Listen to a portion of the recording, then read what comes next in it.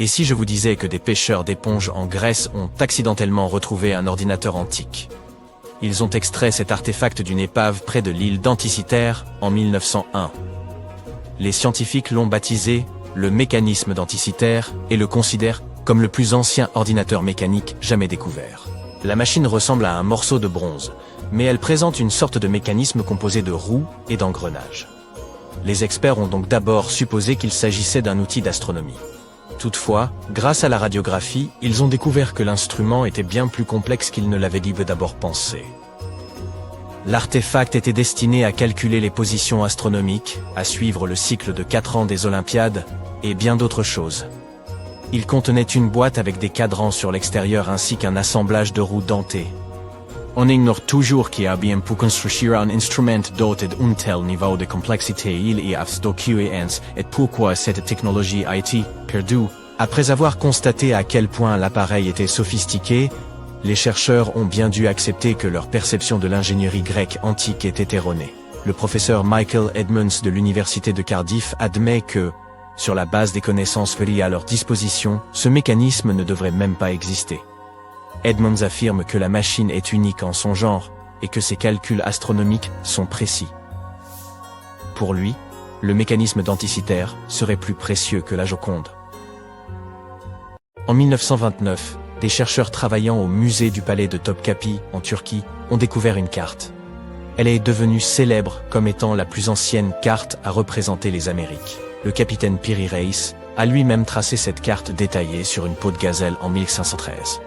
Il a illustré l'Europe, l'Afrique du Nord, la côte du Brésil et plusieurs îles, comme les Açores et les îles Canaries. Le plus excitant est qu'il a créé cette carte seulement 21 ans après que Colomb ait posé le pied sur le Nouveau Monde. Enfin, il était nouveau pour lui. Piri Reis était un cartographe et un amiral accompli à la tête de la flotte ottomane. Cependant, lorsqu'il a tracé cette carte, il ne s'est pas seulement appuyé sur sa propre expertise en matière de navigation. Il l'a créée en compilant et en faisant référence à 20 autres cartes régionales, comme la carte arabe de l'Inde, 4 cartes portugaises et la carte des parties occidentales dessinée par Colomb. Oui, la partie qu'il a obtenue de Colomb a fait battre le cœur de nombreux historiens. Ce dernier l'avait tracée lors de son 3e voyage vers le Nouveau Monde et l'avait faite parvenir en Espagne en 1498. On suppose qu'elle a été perdue. Étonnamment, les historiens peuvent maintenant comprendre ce que Colomb avait relevé en regardant la carte de Piri Reis. Anecdote amusante. Il a également dessiné une autre carte du monde en 1528.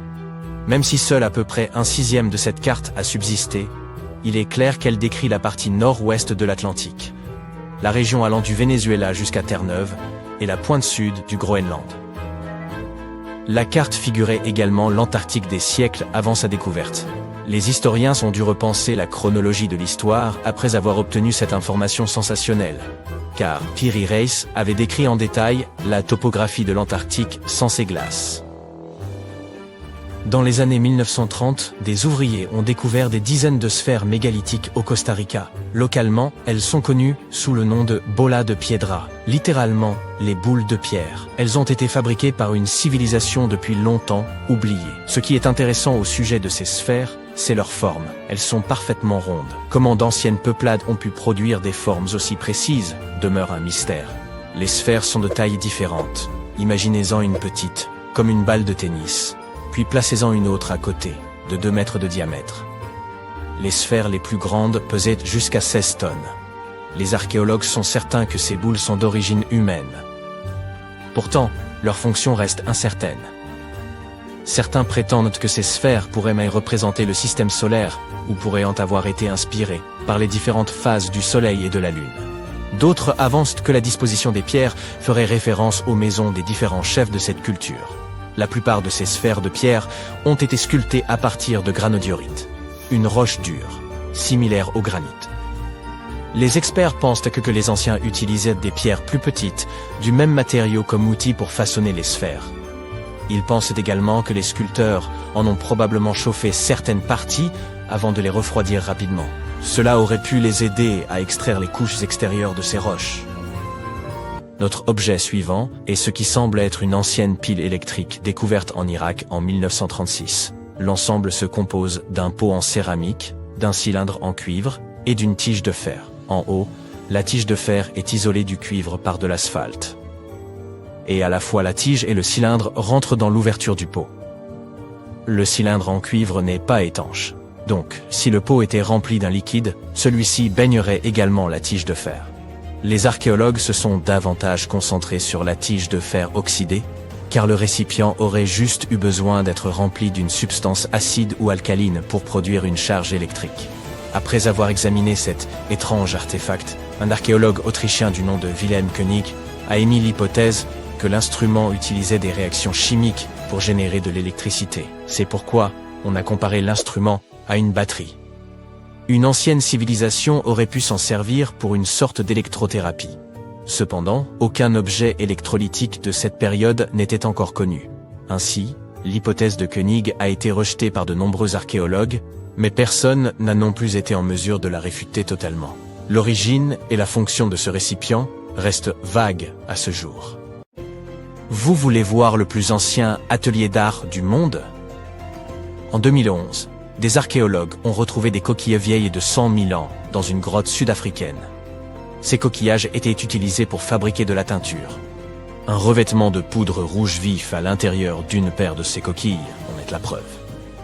Les archéologues affirment qu'ils ont découvert un kit complet utilisé pour produire un mélange pigmenté.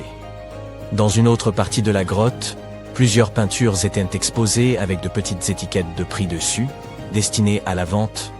Non, je plaisante, bien que celle-ci rendrait vraiment bien au-dessus de mon canapé. Pouvez-vous prononcer le nom de la capitale aztèque? J'avoue, c'est assez difficile en français, et bien au-dessus de mes compétences. Bon, très bien. Il s'agit de Tenochtitlan. Les villes mayas ont généralement des noms difficiles à prononcer, comme Yaxchilan. Ils doivent donc provenir de la même langue, n'est-ce pas? Eh bien, pas vraiment. Les Aztèques et les Mayas figuraient parmi les peuples mésoaméricains les plus célèbres. Nous parlons de l'actuelle Amérique centrale. Mais ils ne parlaient pas la même langue et n'appartenaient clairement pas à la même civilisation. Les deux peuples ont vécu à des époques différentes. Les Aztèques ont ainsi dominé la région du XIVe au XVIe siècle, ce qui, en Europe, marquait la fin du Moyen-Âge. Les Mayas les ont précédés, et les historiens estiment qu'ils ont commencé à bâtir leurs cités-États dès le IIIe siècle, pour atteindre leur apogée dès le Xe siècle. Cela ne signifie pas que les Mayas et les Aztèques n'aient pas eu le moindre contact, mais au moment de ces interactions, les Mayas étaient déjà en déclin. Les Aztèques ont donc davantage commercé avec les descendants des Mayas qu'avec les Mayas eux-mêmes. Les deux civilisations ne vivaient même pas au même endroit. Les Aztèques ont construit leur ville dans le nord de l'actuel Mexique, tandis que les Mayas habitaient au sud, dans la péninsule du Yucatan. Aujourd'hui, cette région fait également partie du Mexique, mais les Mayas occupaient également des parties de l'actuel Guatemala et du Belize. De plus, ils parlaient plusieurs langues. Les Mayas possédaient toute une famille de langues, dont certaines ont survécu jusqu'à nos jours. On estime que 6 millions d'autochtones descendants des Mayas seraient aujourd'hui répartis à travers toute l'Amérique centrale. Au Guatemala, 21 langues mayas sont officiellement reconnues, tandis que plus au nord, au Mexique, le nombre de langues officielles est de 29. Pour les Aztèques, la situation est beaucoup plus simple. Ils ne possédaient qu'une seule langue, le nahuatl. Cette langue compte encore environ 1,5 million de locuteurs natifs, principalement dans le centre du Mexique, ce qui représente plus que toute autre famille de langues indigènes dans la région. Cependant, un locuteur nahuatl ne pourrait pas comprendre un locuteur de langue maya. Les deux langues sont complètement différentes et n'avaient pas le même système d'écriture. Les Mayas étaient plus avancés et utilisèrent des hiéroglyphes, semblables à ceux des anciens Égyptiens. Au lieu de lettres formant des mots, ces anciennes civilisations utilisaient de petites représentations pour figurer un objet ou un concept. Lorsque les Mayas voulaient écrire le mot « jaguar », par exemple, ils tracèrent une petite image de l'animal. Leur système d'écriture comptait plus de 800 caractères de ce type, constituant un véritable alphabet hiéroglyphique complexe, bien plus complexe que notre manière moderne d'écrire.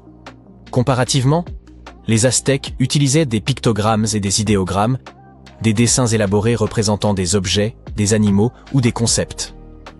Bien que visuellement impressionnants et nécessitant des peintres hautement qualifiés, ces symboles n'étaient pas aussi systématisés que les hiéroglyphes mayas et servaient davantage de mnémonique que de véritables systèmes d'écriture phonétique. On pourrait donc dire que les Mayas étaient en plus avancés en matière de langue écrite. Ils possédaient le seul système d'écriture entièrement développé du continent américain avant l'arrivée des premiers Européens. Toutefois, sur le plan culturel et économique, les deux sociétés étaient assez similaires. Aucune des deux n'utilisait d'animaux de trait pour l'agriculture et le transport. La clé de voûte de leur agriculture, vous l'aurez deviné, c'était le maïs. Christophe Colomb fut le premier à rapporter cette céréale en Europe en 1493. Les Mayas cultivaient également le tournesol, la vanille et le coton. Les Aztèques produisaient du piment, des haricots et des courges. Pour toute viande, ils se contentèrent de poissons et de crevettes, tandis que les Mayas élevaient des dindes, comme nous le faisons aujourd'hui avec nos poulets. La société aztèque était composée de nobles et de roturiers, tous dirigés par un empereur. Les Mayas vivaient principalement dans des cités-États indépendantes, chacune gouvernée par une famille royale. Ces deux civilisations se passaient entièrement de véhicules à roues. Les marchands aztèques parcouraient l'Amérique centrale en transportant leurs marchandises sur leur dos, ce qui n'était guère confortable. Contrairement à nos routes modernes, les leurs étaient bien plus étroites puisqu'elles n'étaient destinées qu'aux piétons. Les Mayas utilisaient un réseau routier similaire, incluant également des canoës qu'ils taillaient dans de grands troncs d'arbres. Cependant, ils ne s'éloignaient que rarement des côtes. Un canoë Maya moyen mesurait 15 mètres de long, soit la taille d'un de nos voiliers contemporains. Les Mayas échangeaient des marchandises que de variées, allant du sel aux perles. Ils considéraient de la viande comme un produit de luxe, tout comme l'or, le cuivre et la turquoise. Et quelle monnaie utilisaient-ils selon vous? Certainement pas du métal et encore moins du papier, mais des fèves de cacao qui avaient un prix fixe sur le marché, ce qui en faisait un moyen de paiement idéal. La situation dans nos sociétés modernes n'est pas très différente. Environ 2/3 des pays ont indexé leur monnaie au dollar américain. Pour ces précolombiens, les fèves de cacao faisaient donc office de billets verts. Les Aztèques utilisaient également cette monnaie, mais avec une particularité, la hache-monnaie. Une hache valait ainsi 8000 graines de cacao. On peut imaginer que leur bureau de change devait être un fameux bazar. En ce qui concerne les minéraux, le jade était très prisé dans les deux cultures. Les Mayas et les Aztèques fabriquaient des outils et des ornements à partir de ce matériau. Ils croyaient que le jade apportait grâce et longévité à son porteur, et leur mine de jade se trouvait dans l'actuel Guatemala. Vous vous souvenez de cette ville au nom imprononçable?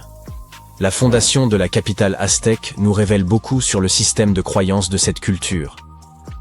Selon la légende, leur dieu leur aurait ordonné d'ériger une ville à l'endroit où ils verraient un aigle perché sur un cactus, tenant un serpent dans ses serres. Ils auraient observé cette scène sur une île du lac Texcoco, et y auraient bâti leur cité.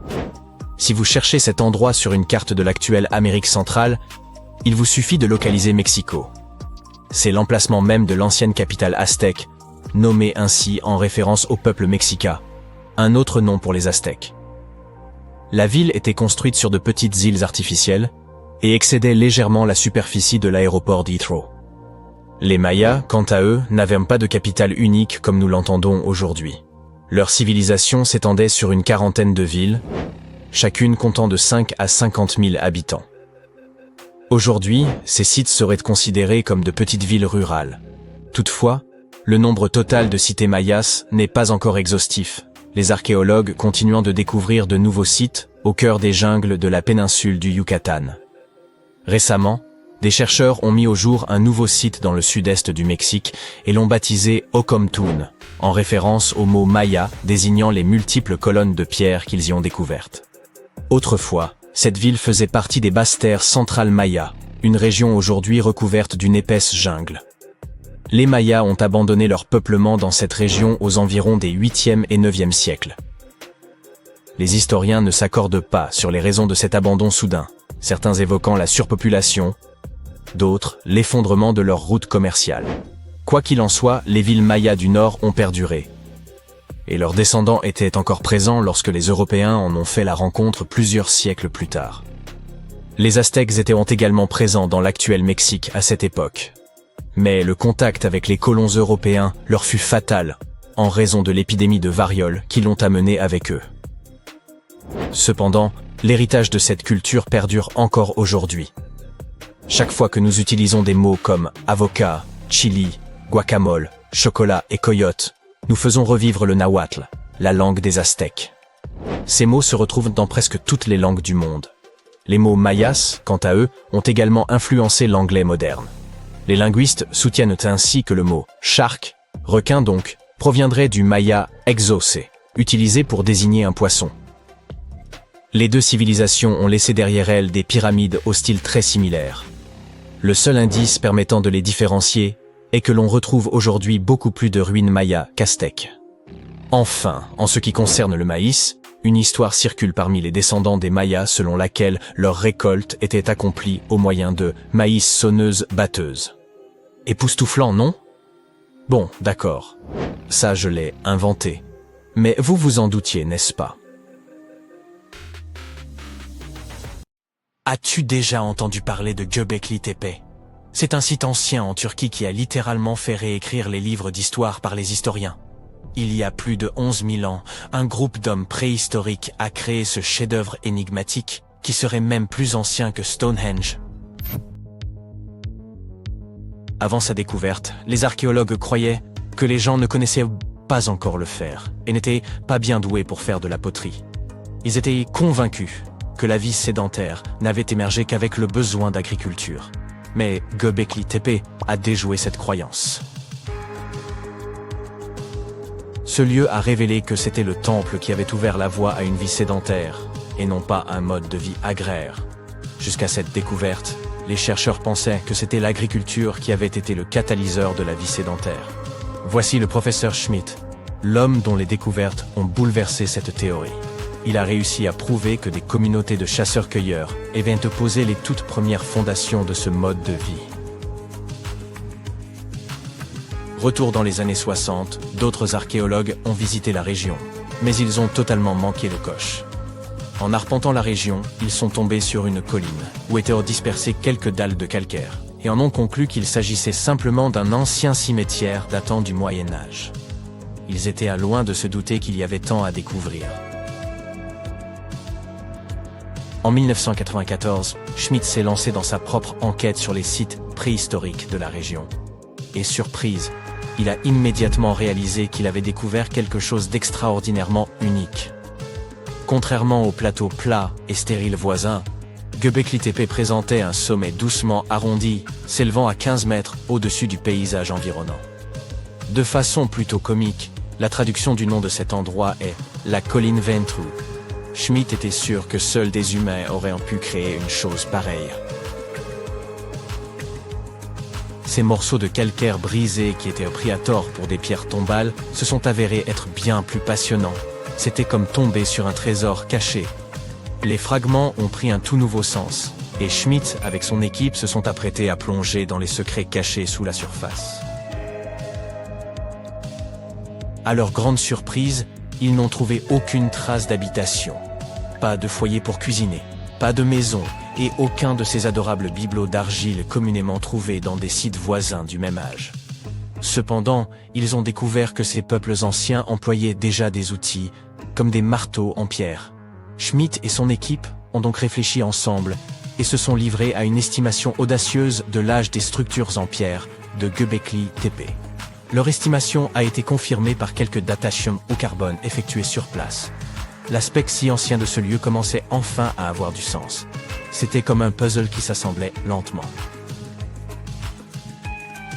On pourrait penser qu'à l'époque, les gens n'avaient pas d'outils dédiés à la création de quelque chose d'aussi impressionnant que Göbekli Tepe. C'est faux.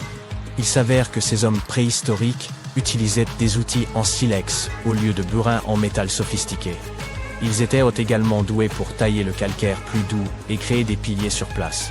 Ensuite, ils charriaient les piliers sur une courte distance jusqu'au sommet et les plaçaient verticalement. Une fois que les anneaux de pierre étaient terminés, on les couvrait de couches de terre. Avec le temps, on ajoutait de nouveaux anneaux, et voilà. Ça nous donne une colline épatante pour impressionner les gens dans le futur. Au cours de leur première année de fouilles, l'équipe a retrouvé près de 15 000 fragments d'ossements provenant de créatures sauvages. Les autochtones n'avaient pas d'animaux domestiques et ne cultivaient pas leur propre nourriture. Ils chassaient des bêtes sauvages pour leur repas. Mais les choses étaient sur le point de changer, car l'endroit présentait tout ce dont ils avaient besoin pour commencer à se livrer à l'agriculture. Les scientifiques affirmaient qu'ils disposèrent de céréales et de moutons sauvages qui auraient pu être domestiqués. Et devine quoi? À seulement 32 km de là, dans un village préhistorique, des généticiens ont retrouvé des traces des plus anciennes souches de blé domestiquées au monde. Ces découvertes sensationnelles ont complètement changé notre vision de la civilisation. Dans le passé, les experts pensaient que les gens devaient d'abord apprendre à cultiver, puis s'installer dans un endroit avant de pouvoir y construire des temples, et développer une société complexe. Mais devine quoi? Les recherches de Schmitt bouleversent cette notion. Il affirme que l'effort incroyable consacré à la construction de ces structures étonnantes a en réalité préparé le terrain en vue du développement de sociétés avancées. Cela signifie que ces changements sociétaux et culturels sont survenus avant l'agriculture. Schmitt entretient cette hypothèse fascinante à propos de Göbekli Tepe. Il pense qu'il aurait pu s'agir d'un lieu de sépulture spécial où les gens laissèrent leurs proches. Et voici le plus beau. Le site funéraire était orné de statues élégantes et de symboles représentant des divinités de l'autre monde. L'idée que Göbekli Tepe aurait pu servir de site sacré ajoute une autre couche de complexité à notre histoire. Alors que le véritable intérêt du site peut nous échapper, les réflexions de Schmitt nous invitent à considérer le lien profond qui unit la vie et l'au-delà et le respect que ces sociétés de chasseurs-cueilleurs auraient peut-être nourri pour leurs défunts ancêtres. Maintenant, évoquons les stars du spectacle. Les fascinantes colonnes en forme de T qui dominent Göbekli Tepe. Ces structures mystérieuses mesurent de 3 à 6 mètres de hauteur et représentent très probablement des figures humaines stylisées. Mais l'une d'elles se distingue du reste. Un bas-relief de lion en 3 dimensions. Cette représentation stimule vraiment notre imagination. Pourquoi ? Parce qu'elle suggère la possibilité que des lions aient erré en Anatolie durant la période néolithique. Ces pierres levées sont disposées en cercle et placées dans des fosses rectangulaires. Chaque cercle a une configuration similaire. 2 grands piliers en forme de T au centre, entourés de piliers légèrement plus petits, orientés vers l'intérieur. Tu parles d'un arrangement élégant. Ces imposants piliers atteignent les 5 mètres et pèsent entre 7 et 10 tonnes. Certains d'entre eux sont simples et épurés, tandis que d'autres sont de véritables œuvres d'art avec des gravures complexes. Les renards, les scorpions et les vautours prennent vie, rampent et se tordent sur les côtés des piliers. Mais il n'y a pas que des animaux qui soient représentés sur ces pierres. Certains piliers portent des formes abstraites représentant des hommes et même de petites gravures figurant des vêtements. Certains d'entre eux ont même des ceintures. Enfin, il y a un pilier qui se démarque des autres, comme une véritable rockstar. Ce très ancien pilier de pierre suggère qu'une comète se serait écrasée sur Terre. Cela s'est produit pendant une période froide qui a duré environ un millénaire. Des études antérieures, examinant les carottes de glace du Groenland, avaient déjà évoqué cette théorie de la comète. Mais maintenant, les gravures de Göbekli Tepe la confirment. Les gravures de ces piliers sont comme une bande dessinée historique. Elles montrent même une figure humaine sans tête. Les chercheurs ont traité ces images par ordinateur et ont découvert leur lien avec les constellations, ce qui indique que ce temple aurait pu être un ancien observatoire. C'est comme si nos ancêtres essayaient de documenter cet événement cataclysmique de leur manière unique. Les archéologues fouillent et analysent Göbekli Tepe depuis le milieu des années 90, révélant couche après couche d'histoire et nous fournissant une compréhension plus profonde des relations complexes qui régissaient les premières sociétés. Et ils n'ont aucune intention de s'arrêter pour les 150 années à venir. Qui sait ce qu'on trouvera encore? Car vois-tu, Göbekli Tepe a été uniquement considéré comme un site rituel, sans signe d'activité domestique. On nous a laissé croire que l'absence d'eau signifiait qu'il ne pouvait pas supporter de communautés semi-sédentaires. Mais les chercheurs pensent qu'il est temps de secouer les choses et d'approcher Göbekli Tepe avec un regard neuf. Il pourrait être bénéfique de remettre en question ce que nous croyions auparavant. L'ambre de la Baltique est l'une des résines les plus courantes au monde. Dans les vastes forêts de pins, leurs nombreux dépôts sont si communs qu'ils fournissent d'innombrables et merveilleux trésors du passé. On trouve notamment très souvent des fourmis dans l'ambre de la Baltique provenant des pins. Sa résine est riche en sucre, si bien que les fourmis vivent souvent parmi ces arbres, près de cette source facile de nourriture. Un bloc trouvé en Allemagne de l'Est a conservé une fourmi dont l'âge est estimé à environ 48 millions d'années.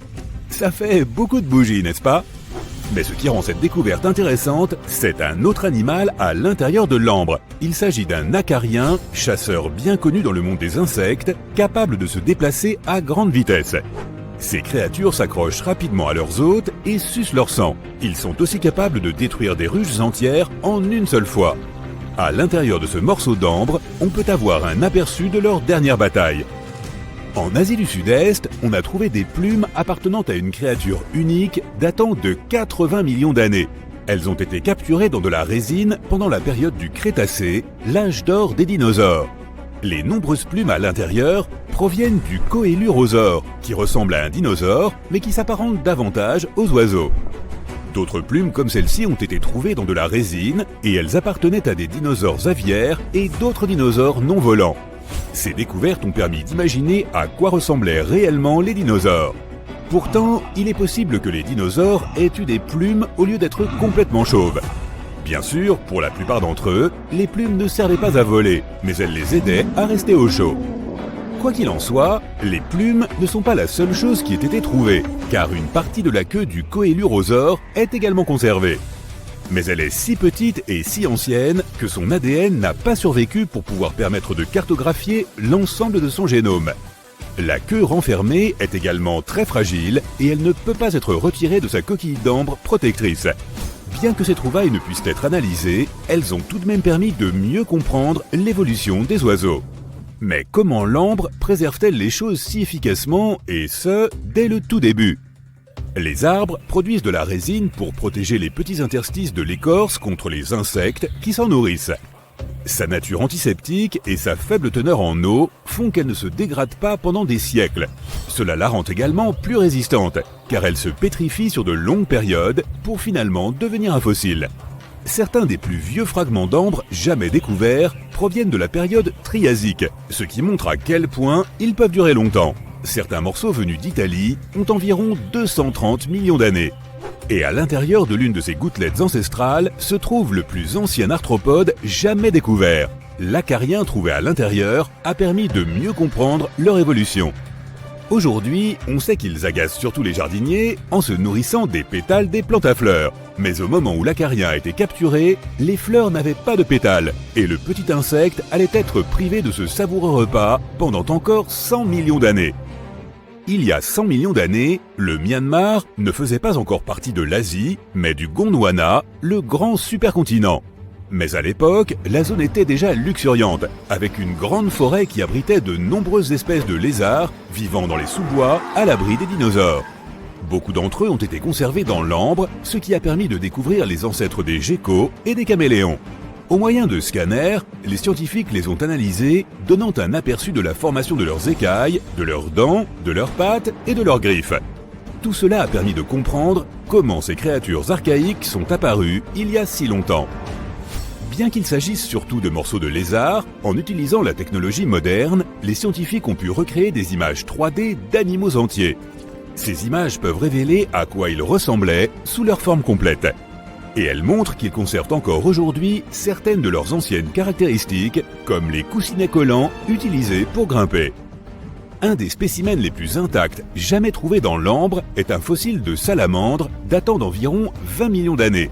Les détails de ces derniers instants montrent qu'elle a été attaquée avant de se retrouver coincée dans la résine. Mais le plus déroutant dans cette découverte de l'ère du Miocène, c'est que l'ambre a été trouvé dans les Caraïbes. Pourtant, il provient d'un arbre qui est plus proche de ceux de l'Afrique de l'Est. Le lézard a aussi des ancêtres dans la même région. Ce genre de découverte a ouvert une toute nouvelle compréhension de la façon dont ces petits lézards ont migré. On pense qu'ils auraient pu chevaucher des troncs d'arbres tombés au sol, ce qui leur aurait permis de traverser les mers vers de nouvelles contrées. Pas seulement vers les Caraïbes, mais vers tous les continents, sauf l'Antarctique, évidemment. En République dominicaine, on peut trouver certains des ambres les plus rares de tous. Cet ambre dominicain provient des forêts néotropicales d'il y a environ 20 millions d'années. Beaucoup des arbres qui fabriquaient la résine ont aujourd'hui disparu. L'ambre est presque entièrement transparent et peut se décliner en une multitude de sublimes teintes. Les couleurs les plus courantes sont le rouge, le jaune et même le bleu, et on les confond facilement avec des pierres précieuses. On en a trouvé un avec une puce emprisonnée dedans, datant de l'époque où la forêt était à son apogée et où la variété mammifère prospérait. Les puces étaient probablement courantes à l'époque, et celles-ci venaient de se nourrir d'un mammifère avant de se retrouver coincées. Cependant, quelque chose de plus intriguant a été trouvé dans la puce. En vérifiant quel ADN de mammifère pouvait se trouver chez elle, les scientifiques ont découvert qu'elle était porteuse d'une ancienne maladie bactérienne. Ces maladies ont été constantes tout au long de l'histoire de la Terre, réduisant considérablement les populations d'animaux et de plantes. Cette maladie, aujourd'hui disparue, mais conservée dans l'ambre, a aidé les scientifiques à déterminer à quel point la bactérie avait évolué et comment elle s'était propagée. La plupart des restes d'insectes pris dans l'ambre ne sont pas beaucoup plus que des corps d'exosquelettes. Mais certains restes trouvés au Myanmar étaient si bien conservés que même la couleur des insectes est encore intacte. Les couleurs dans la nature apparaissent de 3 façons différentes. La première, la bioluminescence, est produite par une réaction chimique au sein d'un organisme vivant. La deuxième est due aux pigments, où la couleur apparaît dans un tissu animal ou végétal. La troisième est appelée coloration structurelle, et la production de couleurs s'explique ici par des surfaces microscopiques assez fines qui réagissent avec la lumière. Quelques rares insectes ont été trouvés dans l'ambre sous la forme d'une coloration structurelle, mais seulement à des longueurs d'onde spécifiques. Cela explique les couleurs très intenses découvertes. 99 millions d'années plus tard, ces insectes peuvent encore montrer leurs couleurs vives, bleu, violet et vert. Certains d'entre eux arborent des couleurs et des formes si différentes qu'on dirait presque qu'ils viennent d'un autre monde. D'après les preuves fossiles fournies, on sait maintenant que les fourmis existent depuis environ 168 millions d'années. Elles sont bien connues pour leur hiérarchie sociale et leur état d'esprit de ruche. Elles ont dominé le monde des insectes dans presque tous les recoins du monde. Mais il a été difficile de déterminer quand leurs capacités sociales sont apparues. Pourtant, de l'ambre datant d'il y a 100 millions d'années a récemment permis de faire un peu plus de lumière sur leur évolution. Plusieurs morceaux d'ambre ont préservé différents types de fourmis, notamment les fourmis ouvrières, les fourmis gardiennes ou soldates, et même une fourmi reine. Avant la découverte de ces pièces, on estimait que leur nature sociale était apparue des millions d'années plus tard. Un morceau d'ambre daté de 100 millions d'années a aussi aidé à faire la lumière sur l'évolution des oiseaux. Un oiseau parfaitement conservé, qui a éclos dans l'ambre, était déjà équipé de ses plumes pour voler. Cela signifie qu'avec ses capacités physiques, ils auraient été capables de se déplacer tout seuls dans le nid à un très jeune âge. Et ils auraient pu chercher leur propre nourriture presque immédiatement. Mais à mesure que les oiseaux ont continué à évoluer et à passer plus de temps dans le ciel, leur cerveau s'est développé de manière plus importante pour leurs capacités cognitives. Après l'éclosion, leur développement précoce était alors davantage axé sur le cerveau, et les poussins sont lentement devenus plus dépendants de leurs parents au fil du temps. En Espagne, un énorme trésor d'ambre et d'autres fossiles a été découvert. À l'intérieur, il y avait les restes d'un écosystème tout entier qui existait il y a 110 millions d'années. On a trouvé un tas de fossiles variés. La vaste collection comprend de nombreux types d'insectes, de mollusques, d'arachnides, de plantes, 50 fragments d'os de dinosaures différents, des plumes et des poils de mammifères. Et un emballage de hamburgers de McDonald's. Ah non, ça c'est faux. L'abondance des découvertes a aidé les chercheurs à comprendre l'ancien écosystème terrestre qui existait autrefois. Grâce à une foule de détails spécifiques sur l'environnement, ils ont reconstitué... On a tous eu peur du noir à un moment de notre vie. Pas vrai? Te rappelles-tu te faire border par l'un de tes parents après qu'il t'ait lu un conte de fées effrayant avec des monstres, des dragons ou même des dinosaures? Quand ils étaient sur le point d'éteindre la lumière et de sortir silencieusement de ta chambre, tu t'en souvenais. Et s'il y avait quelque chose de caché sous ton lit? Ou pire, si une créature effrayante était cachée dans le placard? Tu pouvais te lever et vérifier, mais il faisait bien trop sombre. Ne serait-il pas formidable d'avoir une source de lumière qui viendrait de l'intérieur de notre corps et qu'on pourrait utiliser à volonté dans le noir? Malheureusement, nous ne sommes pas capables de faire ça. Mais il existe plusieurs créatures qui peuvent s'éclairer elles-mêmes.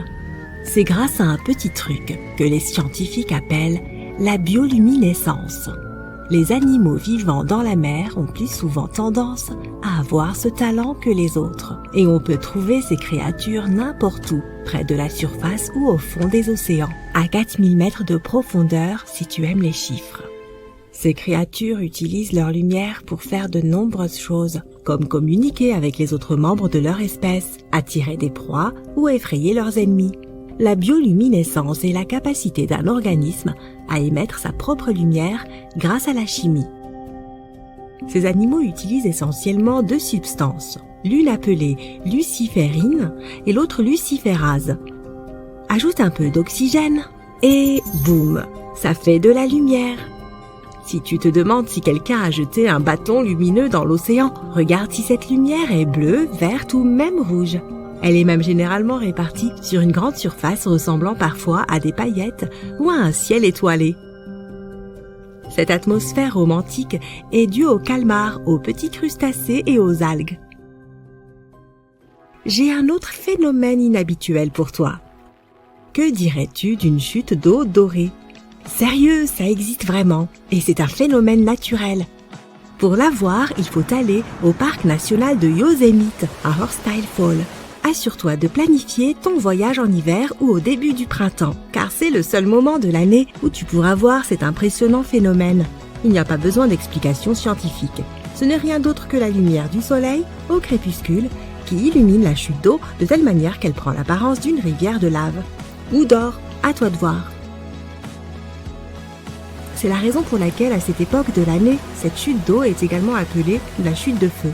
Malheureusement, ce phénomène devient de moins en moins visible avec les années, principalement à cause de la sécheresse et d'autres problèmes liés à la fonte des neiges. Donc si tu t'y rends, garde toujours un œil sur la cascade, car l'effet est très bref. As-tu déjà entendu parler d'un orage sale ? C'est ce qu'on appelle aussi la foudre volcanique. Apparemment, les spécialistes qui étudient ce phénomène n'ont pas encore bien cerné de quoi il s'agit. Lorsqu'un orage ordinaire se produit, des particules de charge positives et négatives entrent en collision, créant une étincelle géante que nous appelons éclair. Cela produit aussi beaucoup de bruit, le tonnerre. Mais quand un volcan entre en éruption, certaines particules de cendres volcaniques se chargent électriquement. Étant projetées dans les airs avec une force énorme, elles entrent en collision et provoquent des décharges électriques. Ceci donne l'impression qu'il y a des éclairs provenant du volcan lui-même. Imagine toutes ces cendres, ces gaz et cette fumée sortant du cratère et ajoute-y des éclairs. L'ensemble est vraiment spectaculaire. Maintenant, que penses-tu de nuages qui ressemblent à des vagues ? On les appelle asperitas. Ils sont généralement assez proches du sol, contrairement aux nuages habituels. Leur nom vient du latin aspero, qui se traduit par rêche ou inégal. En de rares occasions, on peut voir de tels nuages par temps calme. Ils sont surtout associés aux orages. Ces nuages apparaissent lorsque les conditions atmosphériques sont instables et étonnamment, ils ne produisent pas de pluie.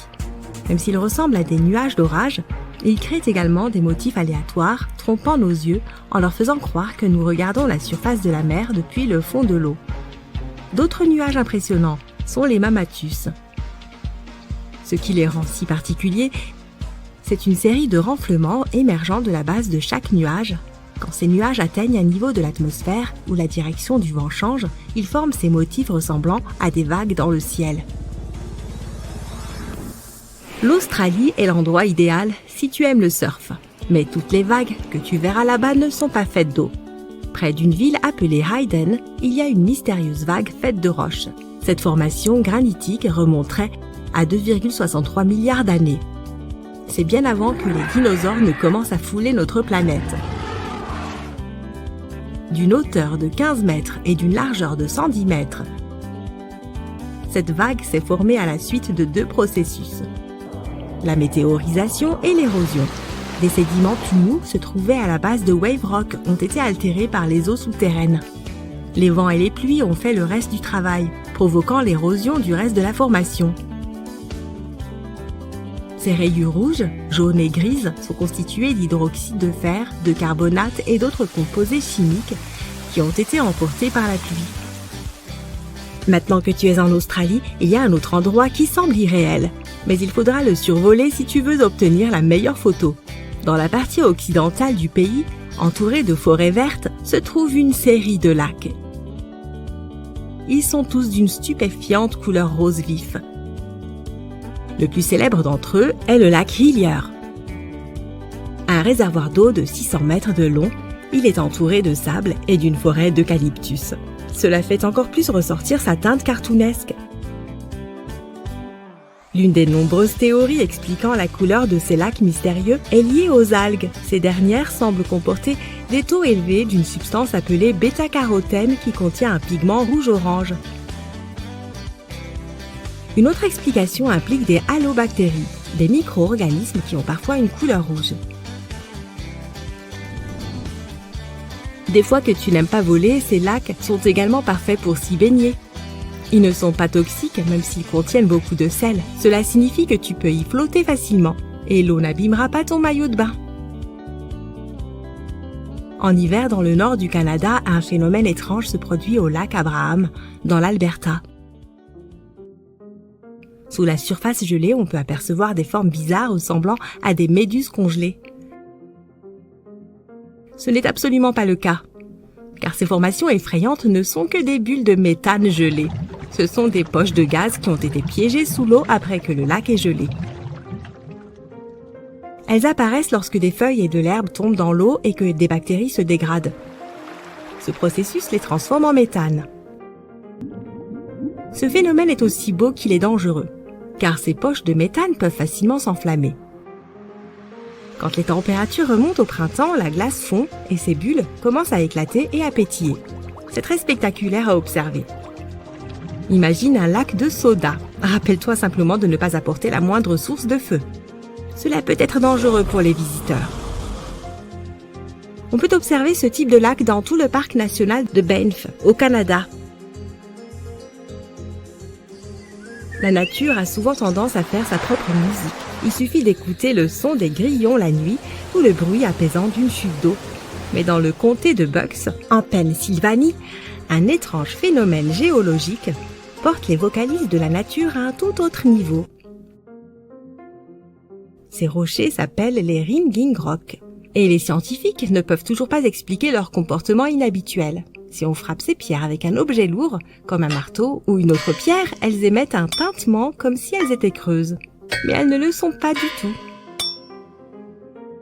Ce qui rend les Ringing Rock encore plus étranges, outre le son mystérieux qu'ils émettent, c'est qu'aucun animal ne veut s'y attarder, même si ces rochers sont entourés d'une épaisse forêt. Les scientifiques n'ont pas encore réussi à déceler la moindre activité animale dans la région. Ce qui est encore plus frappant, c'est que malgré tous les arbres qui les entourent, on ne trouve aucune feuille sur ces rochers. La raison pour laquelle ces rochers sont si peu attrayants pour les animaux et la végétation reste un mystère. Il fait nuit, et tu t'apprêtes à pénétrer dans la dernière demeure du pharaon Toutankhamon.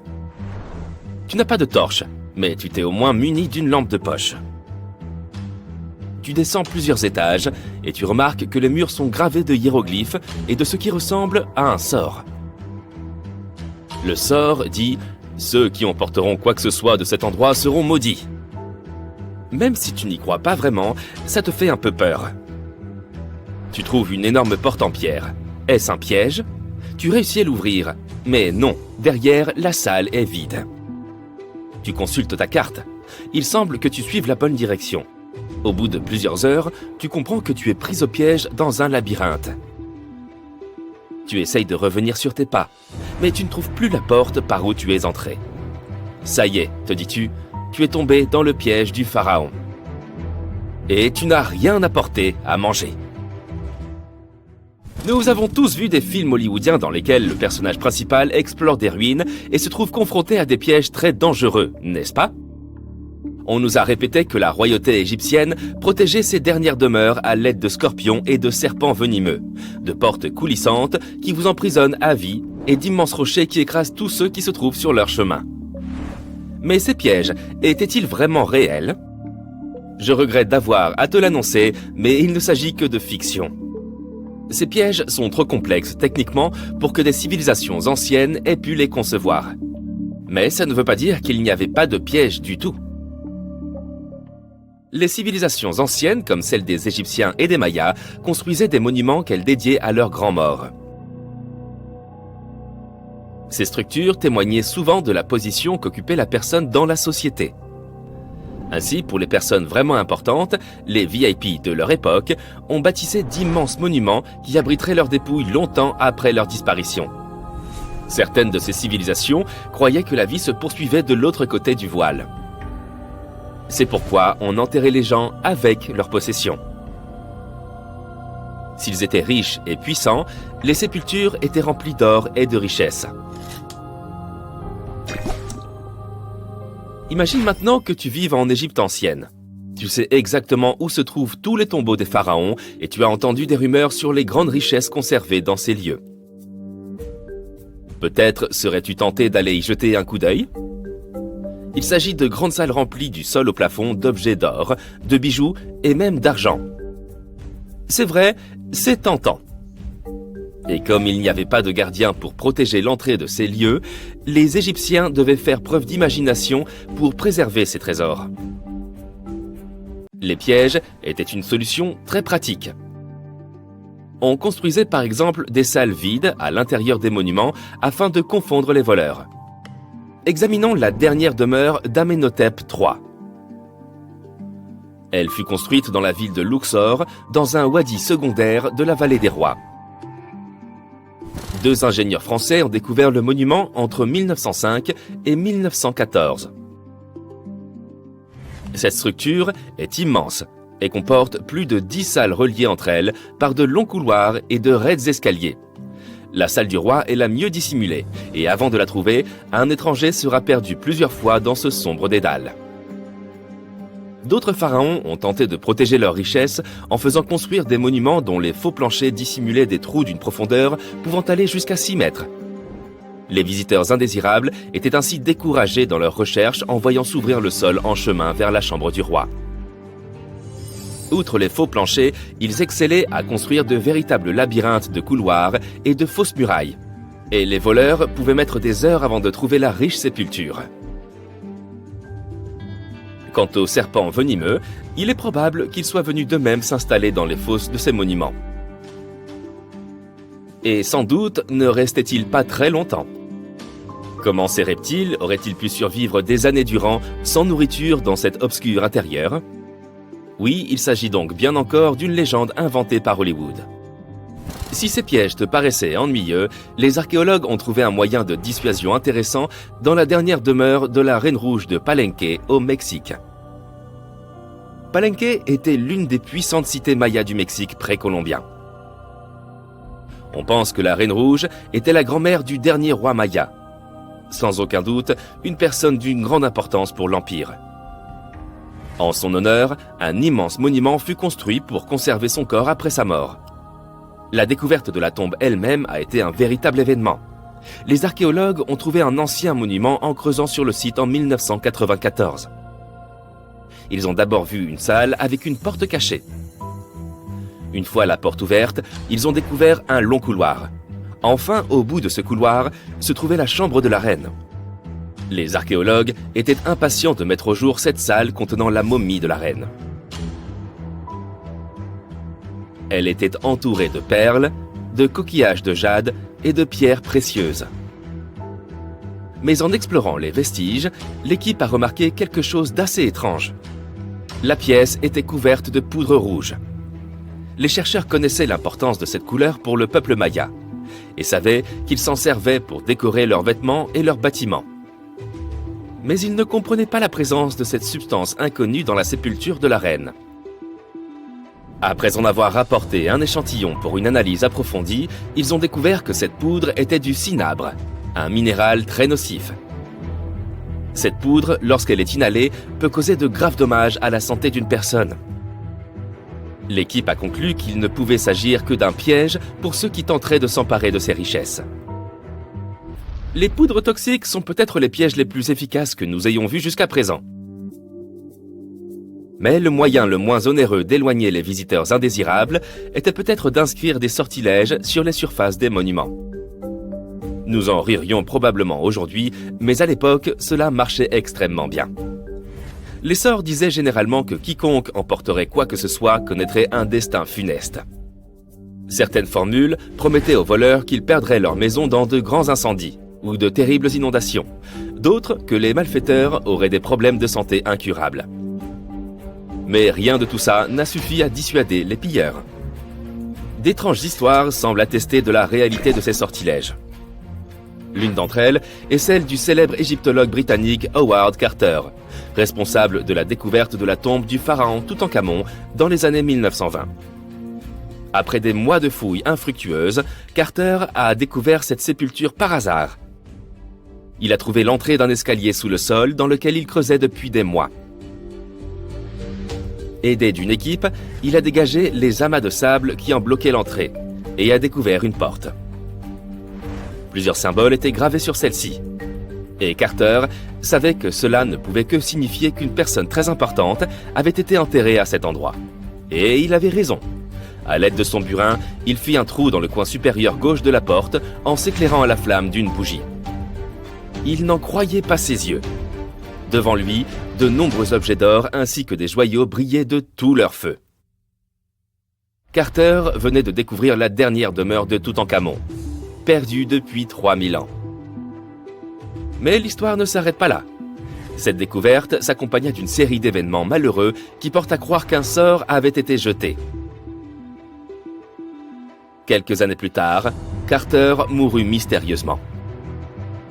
Et certains de ses assistants perdirent leur maison dans des inondations, tout comme l'une des formules le promettait. Certaines personnes croient qu'il s'agit de simples coïncidences, car il n'y a aucune preuve du lien entre ces différents événements. Et toi, qu'est-ce que tu en penses? Était-ce un bon piège après tout? Cette demeure confortable avec vue magnifique sur la mer Méditerranée fera un parfait abri contre la pluie. Voilà à quoi aurait pu ressembler une annonce immobilière pour l'homme de Néandertal il y a 100 000 ans. Tu vas aujourd'hui découvrir des grottes étranges et merveilleuses dans lesquelles tu pourrais vivre, ou pas. Bien sûr, à l'époque, ni l'immobilier ni la publicité n'avaient encore été inventés, sans parler du fait que les Néandertaliens ne savaient pas construire de maisons et vivaient souvent dans des grottes. Pourtant, l'une de ces grottes ressemble énormément à un immeuble d'habitation. Elle est située à l'intérieur d'un haut monolithe calcaire, connu comme étant le rocher de Gibraltar. Si les Néandertaliens avaient possédé une économie, les grottes à l'intérieur de ce rocher auraient certainement coûté une fortune. Des marins l'ont découverte en 1907, tout simplement en remarquant un grand trou à l'intérieur de l'imposant rocher. Pendant de nombreuses années, les scientifiques ont étudié cet endroit et ils y ont trouvé des traces de Néandertaliens. Ils ont découvert des outils anciens dans la grotte ainsi que des ossements d'animaux. Mais le plus cool, c'est qu'ils ont trouvé pas moins de 4 grottes à l'intérieur du rocher. C'était comme un petit complexe résidentiel. Les Néandertaliens vivaient aux côtés de leurs voisins et s'entraidaient pour la chasse et la pêche.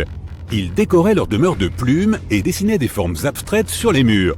Imagine-toi que ces anciens hominidés passaient leur temps dans ces grottes il y a 100 000 ans. Et maintenant, ce sont les scientifiques qui passent tout leur temps à étudier en détail la vie de l'homme de Néandertal. Fin 2021, des archéologues ont découvert un trou ouvrant sur un tunnel à l'intérieur de l'une des grottes. Ils se sont glissés dans cette ouverture et ont dégagé un espace jusqu'alors inconnu sous le plafond de la grotte. Cet endroit était inaccessible depuis plus de 40 000 ans. Et il semble que cet été l'un des appartements les plus prestigieux de tout le complexe de la montagne. Il possède de hauts plafonds couverts d'anciennes stalactites. Des rideaux de pierre effondrés divisaient l'appartement en plusieurs pièces. Ces scientifiques ont aussi trouvé des restes d'animaux ainsi que des marques de griffes sur les murs. Il semble que les Néandertaliens n'aient jamais vécu ici, mais ils avaient l'habitude de visiter cet endroit. Les archéologues y ont également trouvé la coquille d'un escargot de mer appelé Nucella lapillus, ou pourpre de l'Atlantique. Un Néandertalien l'aurait apporté dans ce lieu pour une raison qu'on ignore. Mais les principaux propriétaires de cet endroit étaient les hyènes. Ces grottes montrent que les Néandertaliens étaient plus proches des humains que des singes. Ils avaient un mode de vie et même quelques coutumes propres. Il reste encore beaucoup de travail et les scientifiques espèrent faire de nouvelles découvertes à l'intérieur de ce rocher. Entre-temps, en 2003, des archéologues ont découvert une autre habitation ancienne sur l'île de Flores, en Indonésie. Au cœur de la jungle verdoyante, ils ont trouvé une grotte abritant des outils anciens. Au début, tout le monde a pensé que nos ancêtres humains avaient vécu ici. Mais peu après, les scientifiques sont tombés sur un étrange squelette d'adulte. Une analyse approfondie a montré que le squelette appartenait à une femme de 30 ans mesurant 1 mètre, soit à peine un peu plus que la moitié d'un adulte moyen. Le poids de la femme était égal à celui d'un berger allemand adulte. Le squelette n'appartenait ni aux Néandertaliens, ni aux Australopithèques. Il s'agissait d'une nouvelle espèce inconnue que les scientifiques ont baptisée Homo floresiensis et surnommée le Hobbit. Il y avait aussi des restes d'animaux anciens encore jamais vus dans la grotte. Il y avait un éléphant de la taille d'une vache, de grandes cigognes et des rats géants. Les archéologues ont découvert que les hobbits n'étaient pas les propriétaires de cet endroit. Les principaux habitants étaient des rats gros comme des chats. Ils se battaient peut-être comme les hobbits d'ailleurs. Des analyses ont démontré que l'Homo floresiensis n'était pas notre ancêtre direct. Il fait partie d'une branche distincte de l'évolution. Le squelette des hobbits ressemble davantage à celui d'un singe qu'à celui d'un humain moderne. En 2009, dans la jungle luxuriante du Vietnam, des archéologues ont découvert la grotte Hang Son Doong, la plus vaste du monde. Si tu entres dans cette grotte et que tu cries, tu entendras ton écho pendant longtemps. À certains endroits, la hauteur de cette grotte atteint la moitié de la hauteur de l'Empire State Building. Et sa superficie totale est plus grande qu'un pâté de maison du centre de New York.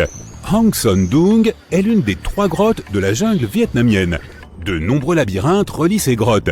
À l'intérieur, tu peux trouver des plantes et des arbres uniques qui vivent complètement coupés du monde extérieur. C'est une véritable jungle souterraine. À certains endroits, on trouve des plafonds effondrés qui laissent entrer la lumière du soleil. En plus de la flore peu commune, tu y verras de très anciennes stalactites. Certains dépôts de calcaire ont plus de 450 millions d'années. Ils étaient là avant même l'apparition des dinosaures. Il y a aussi de nombreuses rivières dans la grotte. L'eau de pluie qui y tombe par les trous des plafonds les a formées au cours des siècles. Ces ruisseaux rapides ressemblent aux toboggans d'un parc aquatique. Ils conduisent à des labyrinthes souterrains que personne n'a encore vus. Les scientifiques n'ont étudié qu'une petite partie de toutes ces grottes. La grotte suivante, elle aussi des plus étranges, se trouve en Nouvelle-Zélande.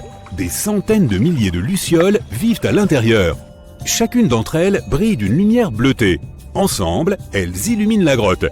Tu auras peut-être l'impression d'être sur une autre planète, mais tu ne pourras pas rester très longtemps. Il y a partout des appareils pour mesurer l'air. Les scientifiques veillent à ne pas excéder le niveau de dioxyde de carbone nécessaire à l'existence des lucioles. Ces insectes sont très sensibles à l'environnement. S'il y a trop de monde dans la grotte, ou si les gens restent trop longtemps, le personnel du parc leur demandera de quitter les lieux. C'est comme si tu volais l'oxygène des lucioles. Nous avons donc vu quelques grottes plutôt étonnantes. Mais que dirais-tu d'une grotte effrayante ? Nous allons pour cela dans le désert de la province d'Al-Mahra, au Yémen. Ce que nous cherchons n'est pas une grotte, c'est juste un trou noir dans le sol, en plein milieu du désert. Il est grand, de la taille d'un terrain de basket. Ce n'est pas sa taille qui est effrayante à vrai dire, mais ce qui se trouve à l'intérieur. Les scientifiques ne sont toujours pas sûrs de ce que c'est. Des profondeurs de ce gouffre noir, une odeur dégoûtante d'œufs pourris se dégage constamment. Et parfois, on peut entendre des sons étranges et terrifiants. La noirceur du trou géant du Yémen absorbe tous les rayons du soleil. Tu ne verras donc pas ce qu'il peut y avoir à l'intérieur, même avec une puissante lampe de poche. Des gens ont survolé cet endroit en hélicoptère. Ils l'ont filmé à l'aide de drones et des puissants objectifs, mais ils n'ont rien pu immortaliser, si ce n'est l'obscurité totale. On dirait une énorme tache d'encre au milieu du sable doré.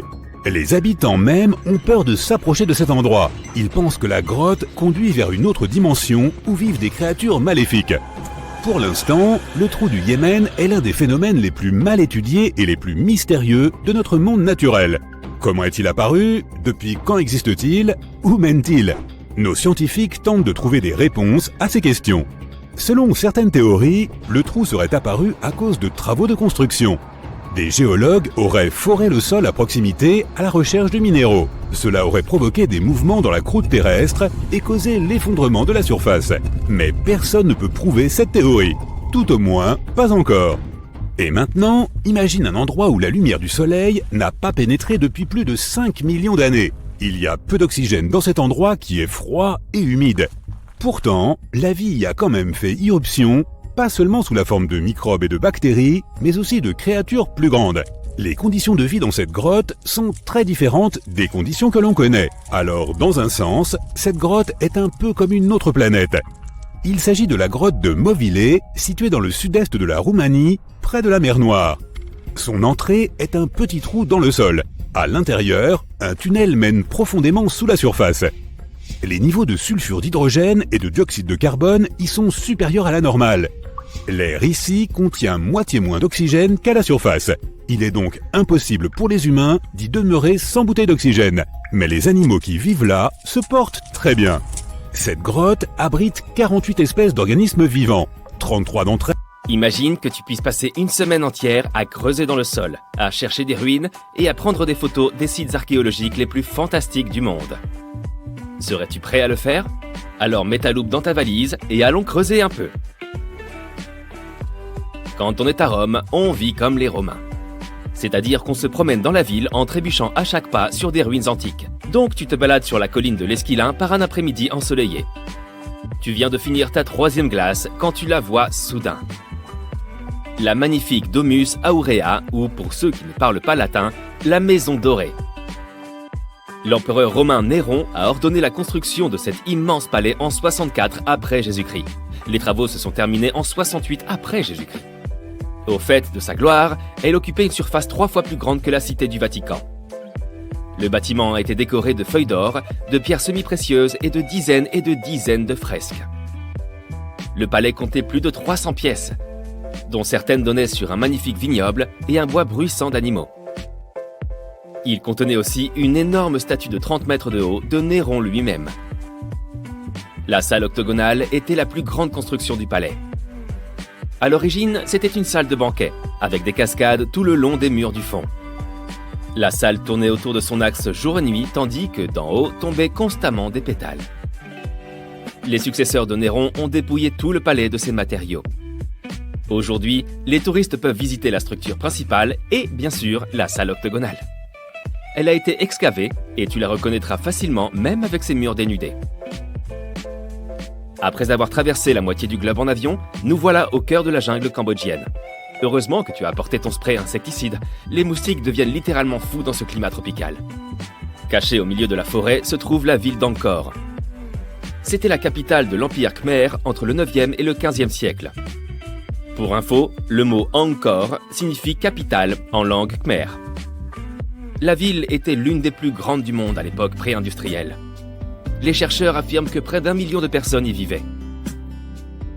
Aujourd'hui, Angkor attire des visiteurs du monde entier en raison de son architecture étonnante. Tu reconnaîtras le style khmer à l'utilisation d'énormes blocs de grès. Au centre du complexe se trouve le temple Bayon. Il est décoré de 216 visages souriants qui, selon les scientifiques, sont censés ressembler aux fondateurs de l'empire d'Angkor. Ils pensent que les tours étaient autrefois décorées d'or, mais aujourd'hui, le site est un labyrinthe de temples couverts de lianes. La ville a été abandonnée en 1431 et n'a été redécouverte que dans les années 1840. En 1992, elle a été inscrite au patrimoine mondial de l'UNESCO. Les États-Unis ne sont pas nécessairement synonymes de ruines, mais en voici une. Dans l'état montagneux du Colorado, se trouve l'ancien lieu de résidence des Anasazi. Dans tout le parc national de Mesa Verde, on trouve plus de 600 habitations, construites sur les falaises par les Anasazi dans les années 1190. Le Cliff Palace comptait à lui seul plus de 150 pièces. C'était un bâtiment à plusieurs étages fait de grès et de mortier debout. Pour arriver à la maison du balcon, les visiteurs doivent grimper une échelle de 10 mètres. De là, tu pourras voir un village de taille moyenne, composé de 38 pièces et de 2 kivas. Les kivas sont des chambres traditionnelles construites par les Anasazi à des fins cérémonielles. En 1300, les Anasazi ont cessé de vivre dans la région de Mesa Verde. Heureusement, le site est maintenant ouvert aux visites. Si tu aimes les paysages aux couleurs de terre cuite, tu es au bon endroit. La ville de Petra est une merveille du monde antique. Située dans le désert de Jordanie, la ville était un haut centre commercial au IVe siècle avant Jésus-Christ. Les Nabatéens, un peuple arabe ancien, vivaient dans la ville rose et ont prospéré pendant de nombreuses années, accumulant une grande quantité de richesses. Ils ont inventé un système innovant pour que l'eau y circule et ont ainsi rendu la région habitable. La structure, en forme de porte sculptée dans la roche, est célèbre. On la surnomme le trésor du pharaon. Elle se trouve à l'entrée principale du site et on dit qu'un trésor caché se trouve en dessous. Au début des années 2000, le site a été nommé l'une des 7 nouvelles merveilles du monde. Très loin de cet endroit, au Guatemala, se trouvent d'anciennes ruines mayas. La cité perdue de Tikal est un site composé de 12 000 édifices, les vestiges de la capitale de l'ancien empire maya. Elle est comparable en importance à Londres ou à New York. L'acropole nord est le plus ancien complexe de monuments de Tikal. Construit par la seule main de l'homme en 750 avant Jésus-Christ, il servait de lieu de repos aux dignitaires et aux rois. À l'époque, les temples en forme de pyramide étaient peints d'un magnifique rouge. Les Mayas adoraient cette couleur. Aujourd'hui, bien sûr, tout est couleur de calcaire. Les archéologues ignorent la raison de la chute de Tikal. Est-ce la sécheresse qui l'a causée, une maladie ou quelque chose de complètement différent? Sur la rive gauche du Tigre se trouve une ancienne ruine étrange, une grande arche abîmée. Elle appartenait à une ville appelée Ctésiphon, le joyau de l'Empire perse pendant plus de 800 ans. La ville abritait un palais extravagant, doté d'une mosaïque de verre, de tapis ornés de joyaux et de beaucoup de marbre. D'ailleurs, pourquoi les rois semblent-ils tant adorer le marbre? L'arche faisait partie du complexe du palais impérial. Jusqu'à l'époque moderne, c'était la plus grande voûte autoportante construite par l'homme. Tu remarqueras qu'il n'y a aucun pilier pour la soutenir. En raison de son immense richesse, la ville était constamment la cible d'autres empires, jusqu'à ce qu'elle finisse par tomber. Tu as envie de découvrir d'autres ruines mayas? Chichén Itzá est un site archéologique dont les pyramides sont les mieux préservées de la planète. Située dans l'état du Yucatan au Mexique, cette cité maya a plus de 1500 ans. À son apogée, elle abritait 35 000 personnes. Le site compte un total de 26 ruines à découvrir. Le point culminant est El Castillo, un énorme temple qui se dresse à 24 mètres au-dessus du sol. Sa caractéristique la plus singulière est qu'il comporte 91 marches sur chacun de ses 4 côtés. En comptant la plateforme supérieure, cela fait 365 marches, soit le nombre de jours de l'année solaire. La plus ancienne cité perdue de cette liste remonte à la période néolithique.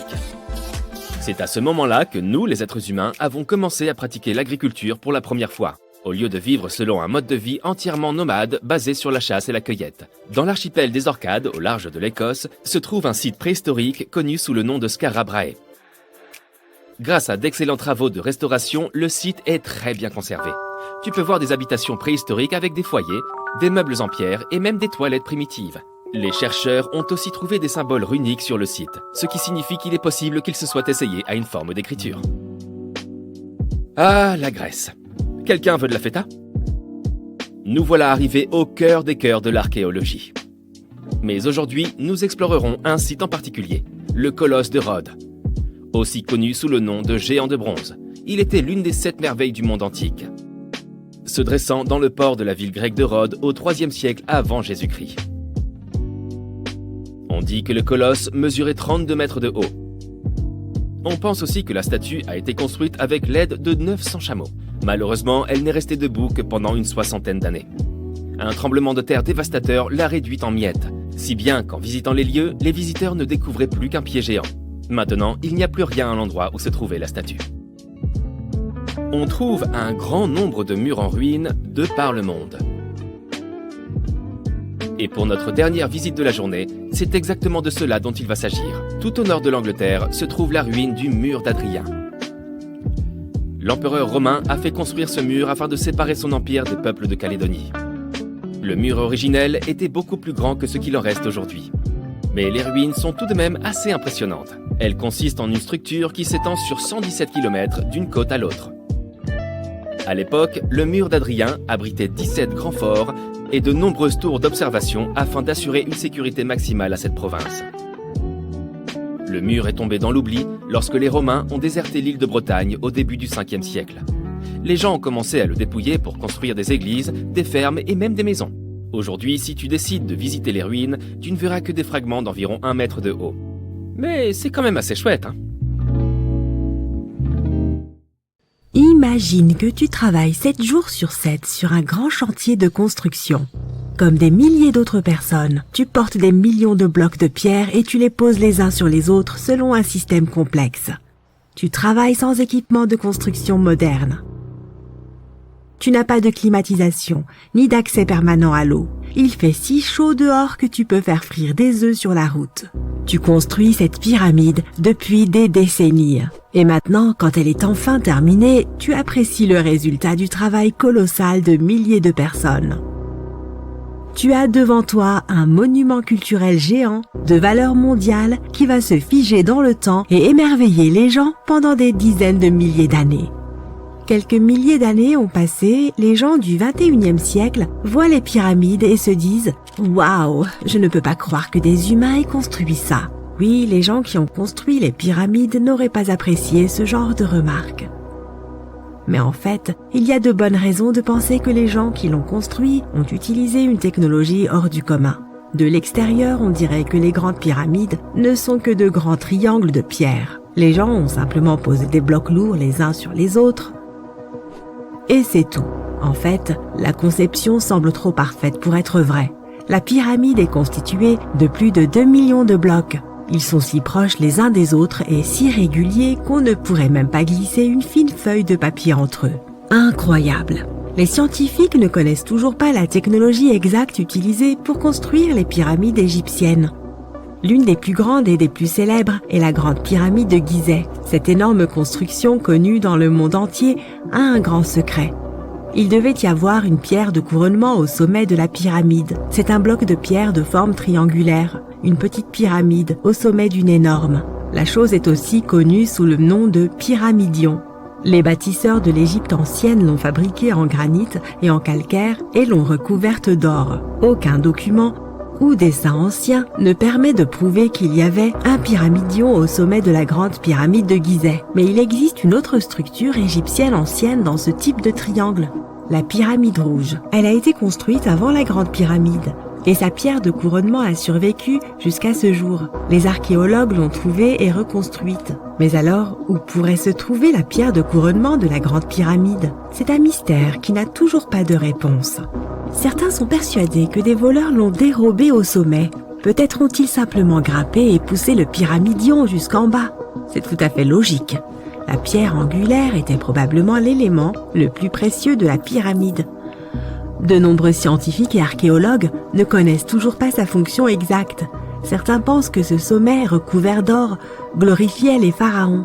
La nuit, la pierre de couronnement reflétait la lumière de la lune et illuminait tout l'espace qui l'entourait.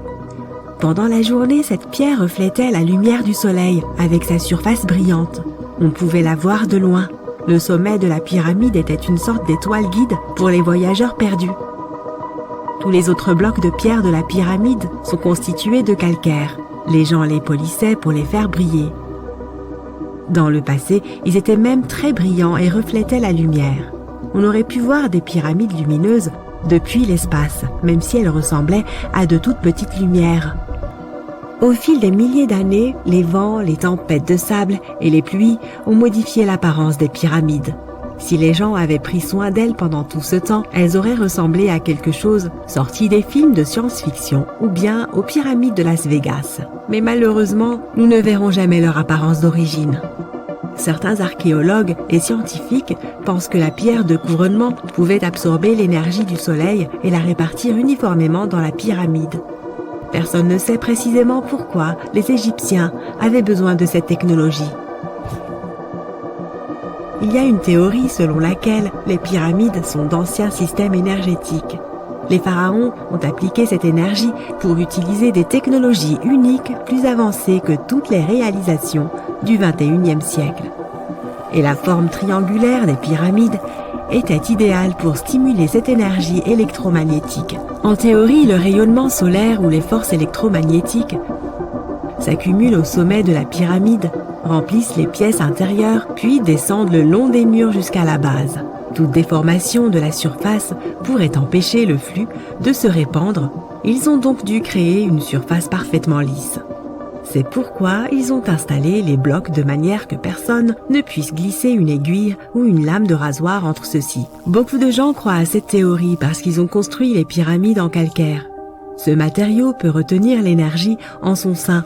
Dans la partie intérieure, ils ont créé des dépôts de granit pour provoquer l'ionisation de l'air, c'est-à-dire pour créer une charge électrique. Ils ont également creusé des canaux sous la pyramide pour que l'eau puisse transmettre l'électricité. Et au sommet, ils ont placé une pierre de couronnement en or, le meilleur conducteur d'électricité. C'est ainsi que l'on obtient un grand générateur d'électricité. Différentes cultures ont utilisé des technologies similaires pour créer de l'électricité dans le monde entier. Mais ce ne sont que des théories. Si cela avait fonctionné, l'humanité aurait utilisé ces technologies aujourd'hui.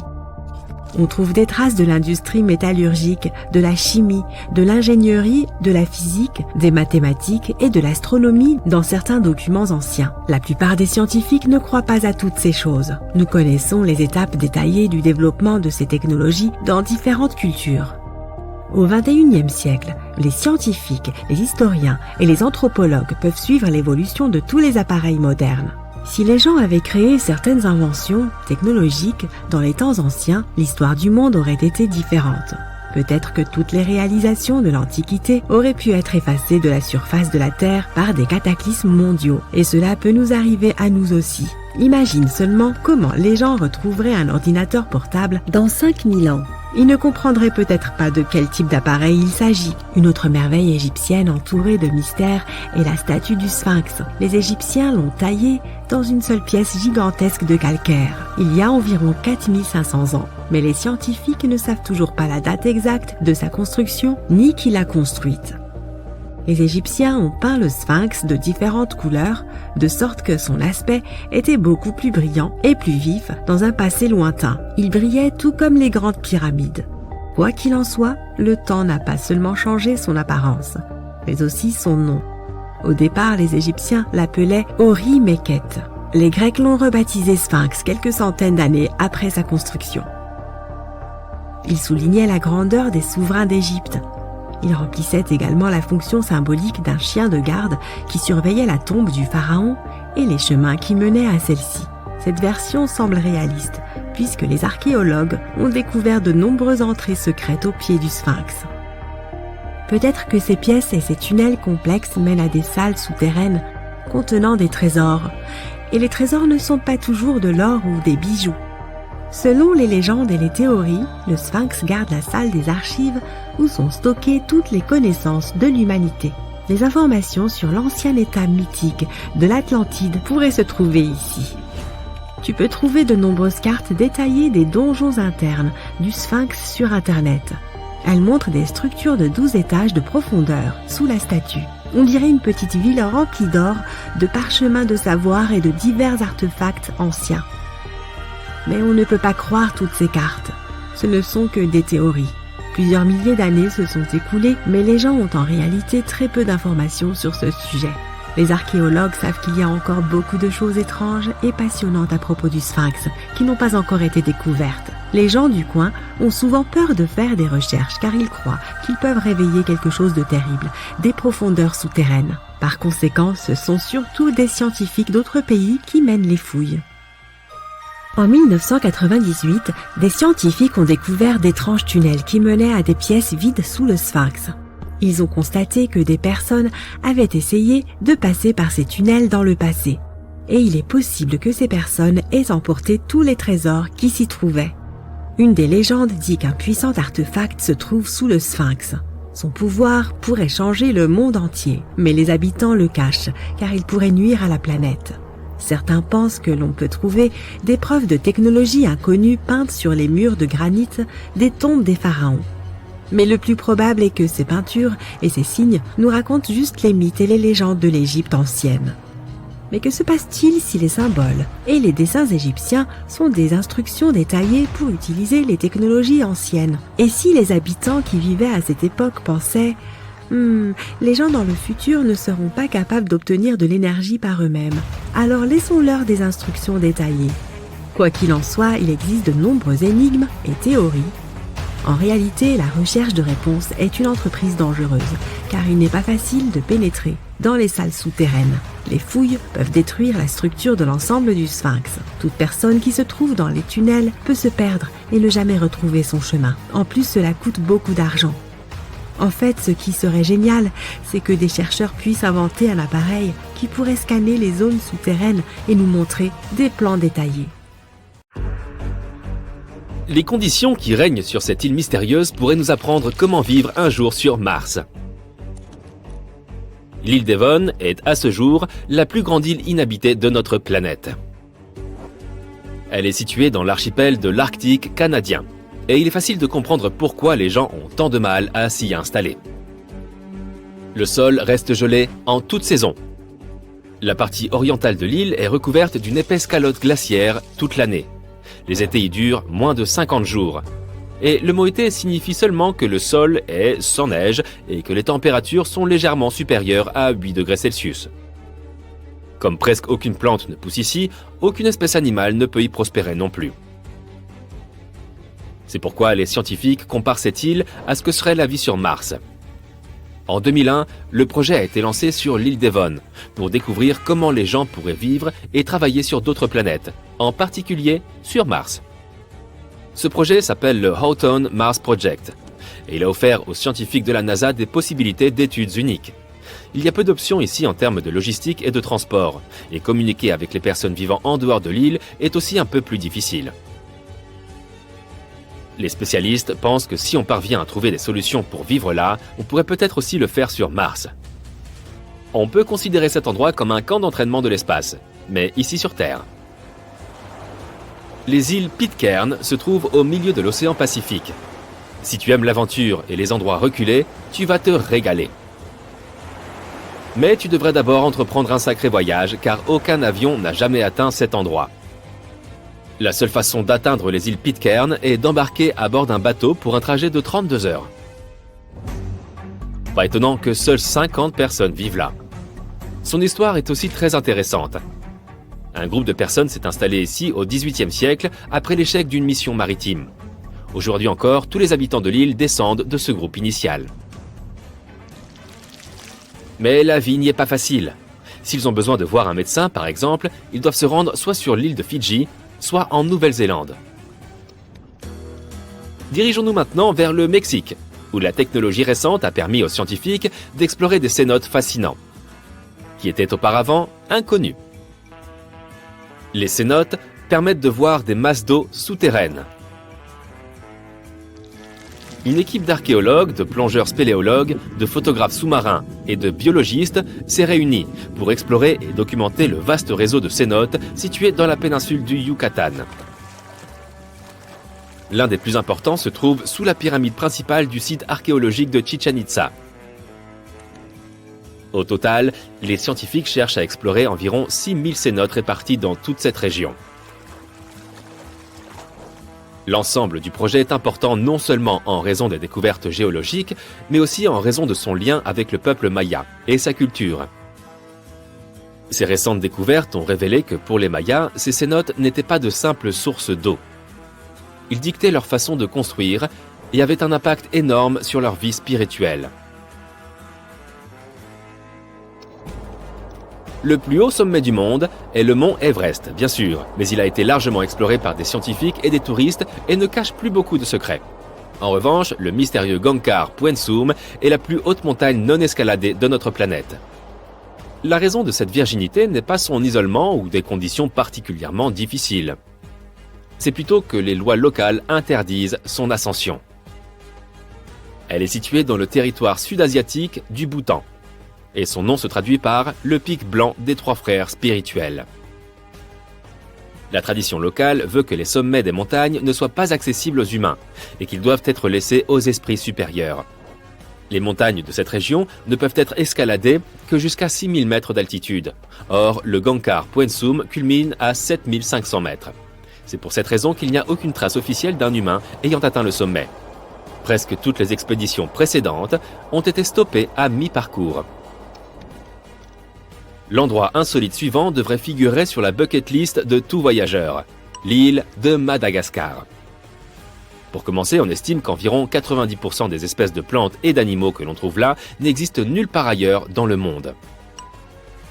Mais une petite partie de l'île a déconcerté les touristes et les scientifiques, la forêt de pierre. Elle fait partie du parc national Tsingy de Bemaraha et présente des formations calcaires uniques. Elle ressemble à des milliers de tours hérissées qui s'étendent à des centaines de mètres dans les airs. La distance entre ces formations peut aller de quelques centimètres à la longueur d'une rue. Aussi beau que ce soit, il est très difficile d'y accéder. Il te faudra quelques jours pour y parvenir depuis la ville la plus proche. Une fois que tu seras arrivé dans le parc, il te sera aussi très difficile de l'explorer. Il faut parfois une journée entière pour parcourir à peine un 800 mètres. Le mot Tsingy se traduit d'ailleurs par « où l'on ne peut pas marcher pieds nus ». Si tu veux visiter le village le plus reculé du monde, prépare-toi à un sacré voyage. Depuis les États-Unis, par exemple, l'itinéraire le plus simple consiste en un vol de 15 heures pour le Cap en Afrique du Sud, suivi d'une traversée en bateau de 6 jours pour atteindre l'île de Tristan d'Acunha. Si tu préfères et que tu as le temps, tu peux aussi naviguer pendant un mois dans l'océan Atlantique Sud. Mais il faut planifier ta visite à l'avance, car seulement 9 trajets en bateau sont effectués vers l'île chaque année. Elle ne fait que 11 km de long et se trouve en plein milieu de l'océan Atlantique Sud, s'étendant sur seulement 98 km². Elle compte un peu plus de 200 habitants. Et ils pratiquent tous l'agriculture pour vivre. Ils ont un service internet, mais il est très lent. Les gens qui parlent ici parlent le dialecte anglais utilisé par le plus petit nombre de personnes au monde. La ville de Coober Pedy, en Australie, est partiellement souterraine. Tout a commencé en 1915 lorsque des gisements d'opale ont été découverts dans la région. À ce jour, la ville est toujours la plus grande mine d'opale au monde. Les gens qui vivent là ont compris qu'il serait plus confortable pour eux de rester sous terre, car les températures en surface peuvent atteindre 51 degrés Celsius. La ville abrite donc désormais des magasins et des galeries souterraines. Coober Pedy possède aussi le premier hôtel souterrain 4 étoiles du monde. L'île de North Sentinel, située au large de l'Inde, est un autre endroit assez isolé. Pas à cause du temps qu'il faut pour s'y rendre ou du climat, mais parce qu'elle abrite la tribu la plus mystérieuse du monde. La population qui vit là est estimée entre 50 et 400 personnes, et n'est pas connue pour avoir eu un quelconque contact avec le monde extérieur, notamment parce que les locaux n'apprécient pas vraiment les visiteurs et ont tendance à les faire fuir, voire à leur faire du mal. Donc, pour protéger à la fois les locaux et les visiteurs, l'île est surveillée par les autorités indiennes locales. On pense que les membres de la tribu ne sont pas immunisés contre les maladies modernes, de sorte que le contact avec des personnes extérieures pourrait leur être fatal. Sur les îles Kerguelen, qui appartiennent à la France, il n'y a pas d'habitants autochtones. Ces îles font partie des terres antarctiques et n'abritent que des scientifiques qui s'y rendent à tour de rôle. À tout moment de l'année, il n'y a pas plus de 100 personnes, et ce sont surtout des ingénieurs et des chercheurs. Il n'y a pas d'avion pour aller sur ces îles, et peu de touristes les ont déjà visitées. L'île est recouverte de glace, et le sol n'est pas vraiment accueillant pour les plantes ou les animaux. Mais si tu es curieux de voir à quoi ressemble cet endroit, tu auras besoin à la fois d'argent et de temps pour entreprendre le voyage. Tu ne peux rejoindre l'île qu'en bateau, qui n'atteint les rivages des Kerguelen que 4 fois par an. Même si tu ne trouveras pas d'hôtel 5 étoiles, séjourner sur ces îles te coûtera très cher. Le voyage part de la Réunion et il faut environ 28 jours pour atteindre la première île. Tu passeras la moitié du temps en mer. Alors prépare-toi à parcourir plus de 9000 km dans l'océan Indien.